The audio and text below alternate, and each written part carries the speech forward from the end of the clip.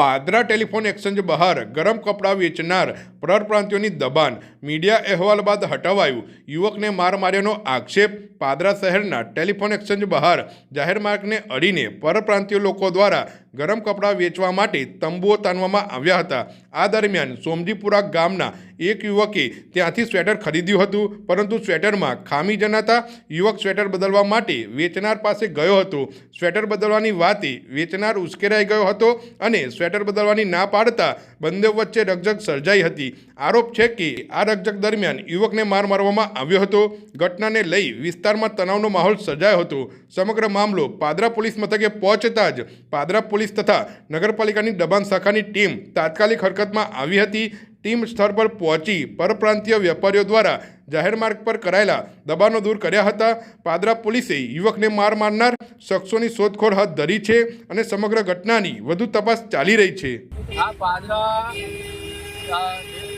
નવા ડેપોથી જીબી સુધીનો ટ્રાફિક એટલો બધો થાય છે અને આ લોકો એટલા બધા ટ્રાફિકની અંદર બી ગેરકાયદેસર દુકાનો બનાવી દીધી છે અને દુકાનો દબાણો હટાવતા બી નથી। એમને રજૂઆતો કરતા એ લોકો દાદાગીરી બી કરે છે।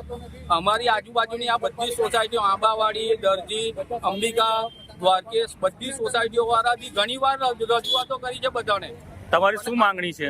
અમારી માંગણી એક જ છે કે આટલા એરિયાની અંદર અમારે કોઈ પણ જાતનું દબાણ ના જોઈએ અને ટ્રાફિક ક્લિયર થવો જોઈએ। તમે સવારથી 7 સુધીની અંદર અહીંયા ગાડી જુઓ તો ટ્રાફિક એટલો બધો થઈ જાય છે કે ચાલીને બી માણસ નથી જઈ શકતો, એટલો ટ્રાફિક થઈ જાય છે। આજે સવારે મીડિયાના માધ્યમથી અમને એવા મેસેજ મળ્યા કે પરપ્રાંતીય લોકો જે સ્વેટર અને જે બધા જેકેટ બધું વેચવાવાળા જે આજે રોડ ઉપર ધંધો કરી રહ્યા છે, ત્યાં કોઈક ગામડાની કોઈક એક વ્યક્તિ પોતે ખરીદીને ક્યાંક ગઈ છે અને એને કંઈક ચેન્જ કરવા માટેની કંઈક વાતચીત હતી। હવે આખી ઘટના તો મેં પોતે તો જોઈ જ નથી, પણ છતાં મીડિયા માધ્યમથી જે કે ભાઈ બંને વચ્ચે કંઈક એકબીજાને બોલાચાલી થઈ અને એની અંદર ઘર્ષણ બી થયું અને કંઈક મારામારીની ઘટના બની।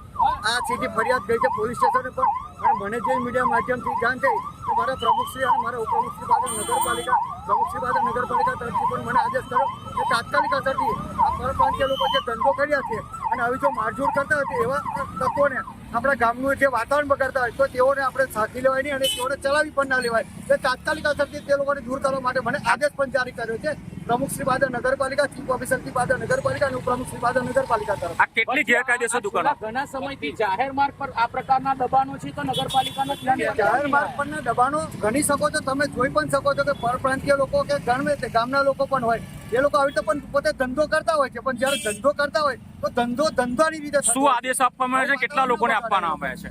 શું આદેશ આપવામાં આવે છે? કેટલા લોકો છે? આદેશ અત્યારે એ રીતે કહી દીધું કે ભાઈ આ જે તમે લોકો અત્યારે બધા મંડપો બાંધ્યા છે બધું તમારે તાત્કાલિક અસરથી મોડામાં મોડું 7 સુધી પણ તમારા બધી જગ્યા ખાલી કરી દેવાની। કાયમી રહેશે કે પછી આ લોકો કાયમી ધોરણે ખાલી કરી દેવા માટે સૂચના આપી દીધી।